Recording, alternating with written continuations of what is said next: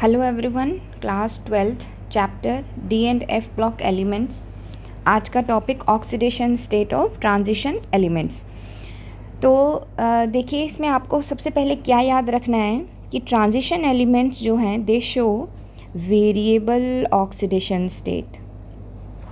अब वेरिएबल का मतलब क्या है ये समझते हैं। वेरिएबल मीन्स एक ही एलिमेंट्स के पास काफ़ी सारी ऑक्सीडेशन स्टेट होंगी। हमारे पास सबसे अच्छा एग्जाम्पल है मैंगनीज़ का। मैंगनीज़ जो +2 से लेकर +7 तक आपकी ऑक्सीडेशन स्टेट शो करता है। ठीक है, ये सबसे ज़्यादा नंबर है, सबसे ज़्यादा वेरिएशन है। ठीक है, अब क्वेश्चन ये उठता है कि ये वेरिएशन हो क्यों रहा है। ठीक है, ट्रांजिशन एलिमेंट्स में ये वेरिएशन आपको देखने को क्यों मिल रहा है।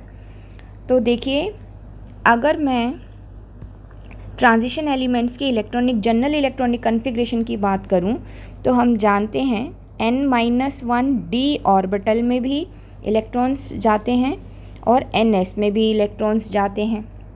ठीक है, तो देखिए ये दोनों ही ऑर्बिटल्स के जो इलेक्ट्रॉन्स हैं बॉन्डिंग में पार्टिसिपेट करते हैं। फिर से क्वेश्चन यही उठता है कि ये दोनों ऑर्बिटल्स के इलेक्ट्रॉन्स पार्टिसिपेट क्यों करते हैं, दोनों ऑर्बिटल्स के इलेक्ट्रॉन्स क्यों पार्टिसिपेट करते हैं, या फिर मैं ये कह लूँ कि वेरिएबल ऑक्सीडेशन स्टेट क्या है। दोनों का आंसर सेम होगा। तो देखिए, इस पे हम बात करें ns ऑर्बिटल और n-1d ऑर्बिटल के बीच में वेरी स्मॉल एनर्जी गैप कैसा होता है, वेरी स्मॉल गैप। कौन सा, एनर्जी गैप। ठीक है, तो इसी चीज़ को नोट डाउन करते हैं। Very small energy gap. ठीक है, इन दोनों ऑर्बिटल्स के बीच में स्मॉल एनर्जी गैप होता है।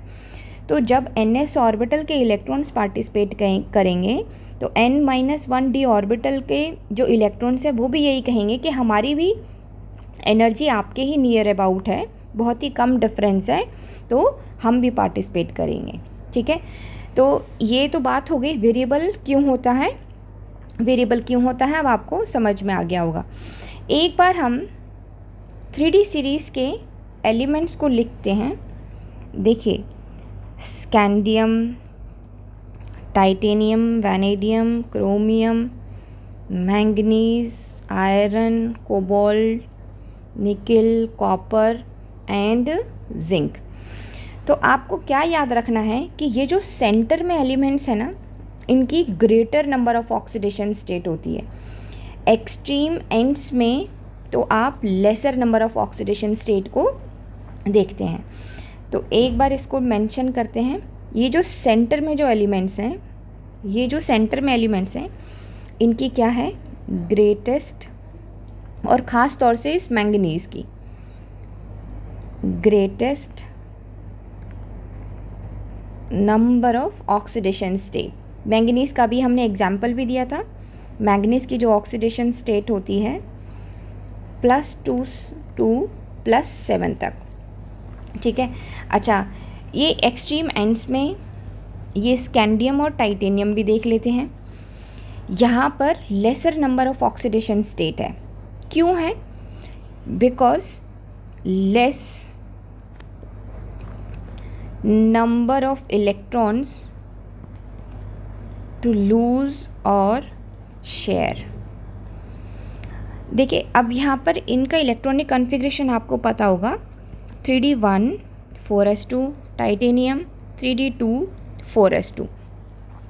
यहाँ पर जो है नंबर ऑफ इलेक्ट्रॉन्स ही बहुत कम है। ठीक है, जो वैलेंस इलेक्ट्रॉन्स हैं वही हमारे क्या हैं, बहुत ही कम हैं, जिसकी वजह से ये ना लूज भी नहीं और वो शेयर भी नहीं कर पाएंगे। तो ऑक्सीडेशन स्टेट क्या हो जाएगी यहाँ पर, कम। ठीक है, ऑक्सीडेशन स्टेट यहाँ पर क्या हो जाएगी, कम। इस एक्सट्रीम एंड की बात कर लेते हैं।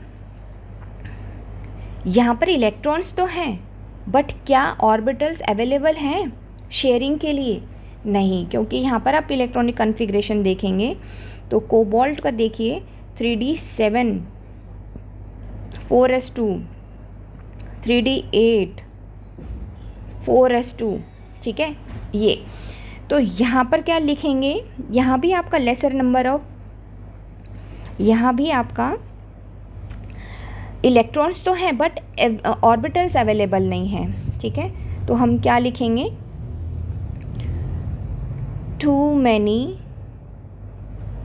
डी इलेक्ट्रॉन्स, ठीक है। डी इलेक्ट्रॉन्स तो बहुत ज़्यादा हैं, have less number of orbitals available to share electrons with others। अब भाई वो इलेक्ट्रॉन्स जो शेयर करते हैं वो किसी न किसी ऑर्बिटल में करते हैं, ठीक है। तो आपको क्या याद रखना है, सेंटर में maximum number of oxidation state मिलती है, ठीक है। क्यों मिलती हैं, क्योंकि यहाँ पर greater number of unpaired electrons है। यहाँ पर देखिए इलेक्ट्रॉन्स ही अवेलेबल नहीं हैं, ठीक है। तो ऑक्सीडेशन स्टेट ज़्यादा कैसे होगी, वहाँ ये पॉसिबल नहीं है। कोबाल्ट, निकल, कॉपर और जिंक के अंदर इलेक्ट्रॉन्स तो हैं, ठीक है, too many d electrons, but orbitals ही अवेलेबल नहीं है, वो पहले से ही ऑक्यूपाइड हैं, वो पहले से ही ऑक्यूपाइड हैं इलेक्ट्रॉन्स की वजह से।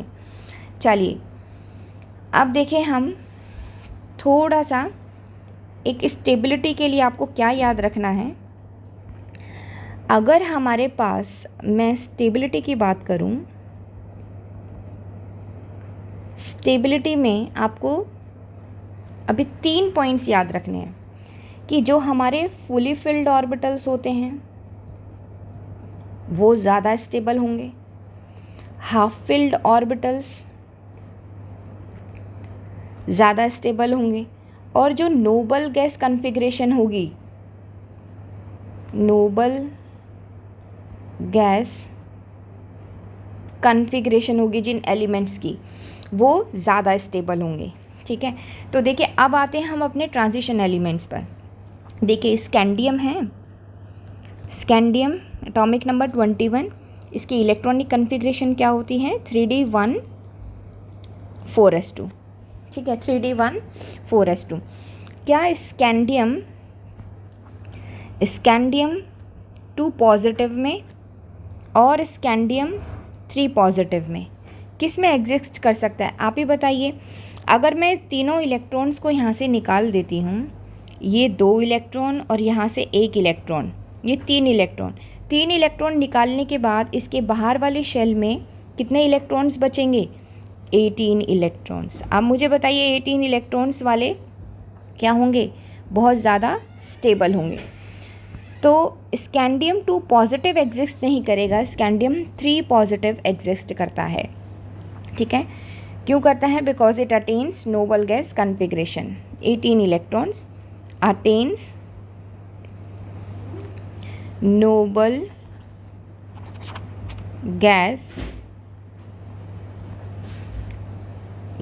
गैस कॉन्फ़िगरेशन, ठीक है। अब देखिए ऐसे ही टाइटेनियम, अगर टाइटेनियम की बात करें तो जो हमारे पास टाइटेनियम है वो +2 भी है और टाइटेनियम +3 भी है और टाइटेनियम +4 भी है। किस में करेगा, देखिए टाइटेनियम एटॉमिक नंबर 22, ठीक है।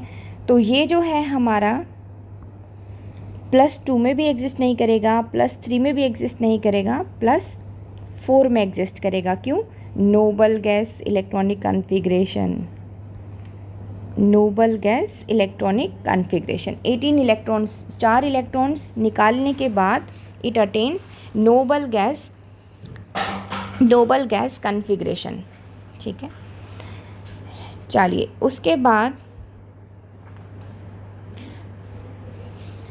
देखिए जो हमारे पास वैनेडियम है, vanadium it exist as 5 positive, chromium can exist 6 positive, manganese 7 positive, ठीक है। यहाँ पर आपकी मैक्सिमम ऑक्सीडेशन स्टेट है, सेंटर है, ठीक है। ये centre of the 3D series है, यहाँ पर मैक्सिमम ऑक्सीडेशन स्टेट आपको देखने को मिली है। क्यों मिली है? सेम रीज़न, n-1d ऑर्बिटल भी पार्टिसिपेट करता है और ns ऑर्बिटल भी पार्टिसिपेट करता है। अब ये दोनों क्यों पार्टिसिपेट करते हैं? Small energy gap. ठीक है, आगे देखें, आयरन हो गया हमारे पास, Fe2 पॉजिटिव, Fe3 पॉजिटिव, ये दोनों में ही एग्जिस्ट कर सकता है। कोबाल्ट 2 पॉजिटिव, कोबाल्ट 3 पॉजिटिव, निकल एग्जिस्ट ओनली इन 2 पॉजिटिव। हाँ, कॉपर के अंदर +1 भी हो सकता है और कॉपर के अंदर 2 पॉजिटिव भी हो सकता है। जिंक में तो खाली 2 पॉजिटिव। अब आप देखिए, एक ट्रेंड देखिए, जो हमारे शुरू वाले जो एलिमेंट्स हैं, शुरू वाले एलिमेंट्स में क्या है? लेसर नंबर ऑफ, जैसे +3 में एग्जिस्ट कर गया, +3 में एग्जिस्ट कर गया, +4 में एग्जिस्ट कर गया। फिर मैक्सिमम कहाँ हुई? सेंटर में, वैनेडियम, क्रोमियम, मैंगनीज। देखिए, highest oxidation state, highest oxidation state. फिर उसके बाद फिर से हम एंड की तरफ जा रहे हैं, तो फिर दोबारा से ये लेसर इन ऑक्सीडेशन स्टेट का क्या हो गया? ये कम हो गया है। देखिए, +2। अब जिंक में +3 मिलेगी? नहीं। क्या +4 मिलेगा? नहीं।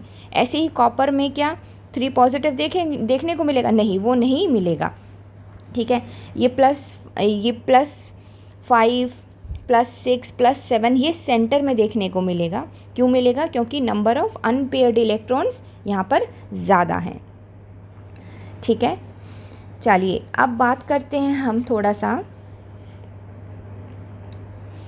कंपेयर करते हैं हम लेफ़्ट टू राइट जब जाते हैं। मेन ब्लॉक एलिमेंट हमारे जो पी ब्लॉक एलिमेंट्स हैं, ठीक है, एक तो हमारे पी ब्लॉक एलिमेंट्स का कंपैरिजन हम डी ब्लॉक के साथ करेंगे, एक छोटा सा कंपैरिजन। ठीक है, तो जब आप लेफ़्ट टू राइट जाते हैं पी ब्लॉक के अंदर, तो यहाँ पर जो ऑक्सीडेशन स्टेट है वो कैसे डिफ़र करेगी? +2 से।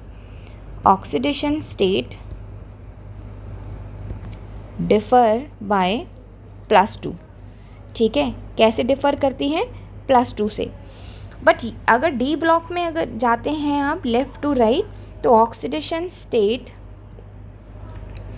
Differ bye +1। सबसे अच्छा एग्जांपल मैंगनीज़। ठीक है, आप मैंगनीज़ लीजिए। अब मैंगनीज़ में क्या हो रहा है? +2 में भी देखने को मिलेगा, +3 में भी, +4 में भी मिल सकता है, +5 में भी। ये बात अलग है कि उसकी स्टेबिलिटी किस में वो सबसे ज़्यादा स्टेबल है, और वो +7 में भी मिलेगा। तो यहाँ पर देखिए क्या हो रहा है? +1 +1 +1 में एग्जिस्ट कर रहा है। ठीक है, अब देखते हैं पी ब्लॉक एलिमेंट्स में डाउन द ग्रुप जब जाते हैं, वेरी इंपॉर्टेंट पॉइंट, जब आप डाउन द ग्रुप जाते हैं तो lower oxidation state are favoured. यहाँ पर जब डाउन द ग्रुप जाएंगे तो एलिमेंट क्या हो जाएगा? भारी हो जाएगा। भारी किसको फेवर करेगा? लोअर ऑक्सीडेशन स्टेट को। भारी किसको फेवर करेगा? लोअर ऑक्सीडेशन स्टेट को। Are favoured by heavier members. ठीक है, इसका पीछे रीज़न क्या है? Inert pair effect, due to inert pair effect. अब ये इनर्ट पेयर इफेक्ट क्या होता है? देखिए, जो पी ब्लॉक एलिमेंट्स में inert pair effect means S orbital के इलेक्ट्रॉन्स पार्टिसिपेट नहीं करते हैं। क्या है? NS2 इलेक्ट्रॉन्स not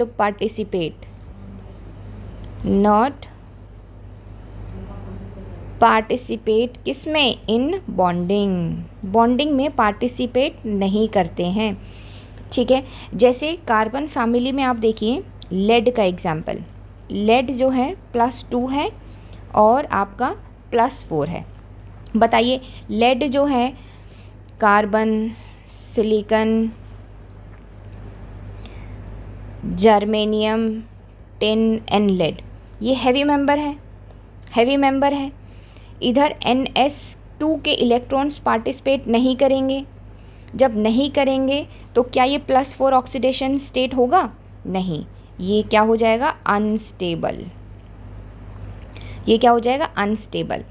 तो सिर्फ और जो होगा हमारा स्टेबल वो लोअर ऑक्सीडेशन स्टेट होगा। ये क्या होगा हमारा?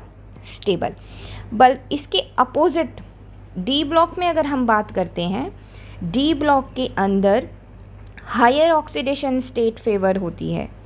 ठीक है, डी ब्लॉक के एलिमेंट्स के अंदर higher oxidation state are favoured by heavier members. अब देखिए आप, जैसे मैं फैमिली की बात करूं, क्रोमियम, मॉलिबेडनम एंड टंगस्टन, इस ग्रुप में देखें तो हमें +3 भी देखने को मिलेगी और +6 भी देखने को मिलेगा। बट स्टेबल कौन होगा? फिर से एक बार स्टेटमेंट को पढ़िए, higher oxidation state are favoured by heavier members. Heavier members, तो अब इसमें हेवी मेंबर कौन होगा? टंगस्टन। कौन होगा? टंगस्टन और मॉलिबेडनम, ये दोनों क्या होंगे? आपके हेवियर मेंबर्स होंगे।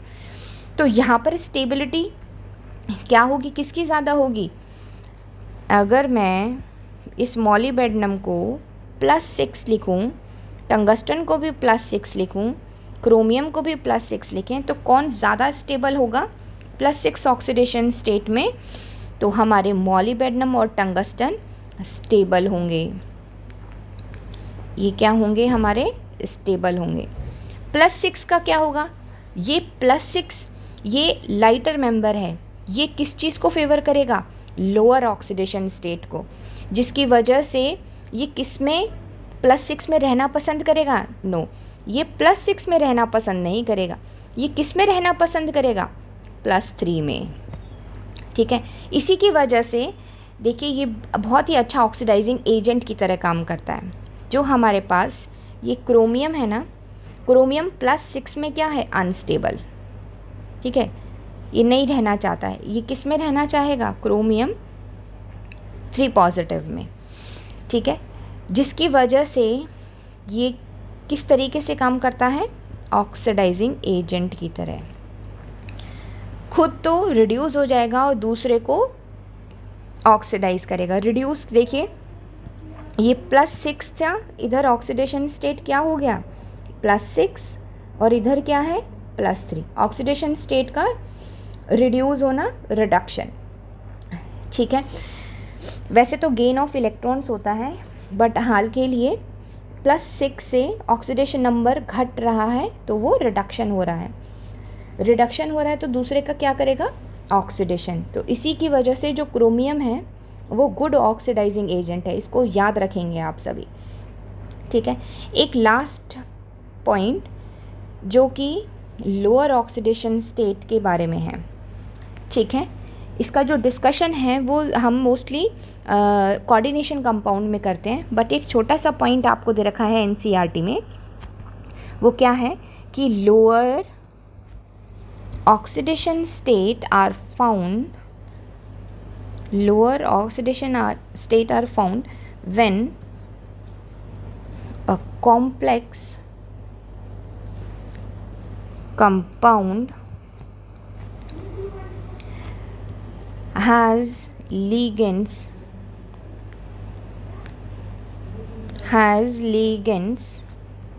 capable of sigma bonding as well as pi acceptor. Means यहाँ पर आपको सिग्मा बॉन्डिंग भी मिलेगी और पाई एक्सेप्टर। तो ऐसे लिगेंड्स कौन से होते हैं? आपके कार्बोनिल। ठीक है, ऐसे लिगेंड्स कौन से हैं? आपके कार्बोनिल। तो जैसे एग्जाम्पल देखिए, निकल। ठीक है, तो इसमें ऑक्सीडेशन स्टेट निकल का क्या हो जाएगा? ऑक्सीडेशन स्टेट ऑफ निकल क्या हो जाएगा? 0। आयरन भी ले लीजिए, iron, carbonyl, 5 ligand, oxidation state of iron will be zero. Lower oxidation state है, ठीक है, लोअर ऑक्सीडेशन स्टेट है, ज़ीरो है। तो यहाँ पर आपको क्या याद रखना है कि कार्बोनिल के साथ, क्योंकि कार्बोनिल एक ऐसा लिगेंड है जहाँ पर बैक बॉन्डिंग भी होती है, सिग्मा बॉन्डिंग भी और पाई बॉन्डिंग भी, मेटल और लिगेंड्स के साथ भी। लिगेंड अगर इलेक्ट्रॉन्स दे रहा है मेटल को, तो मेटल भी कुछ ना कुछ उसकी वापस में हेल्प कर रहा है। Thank you.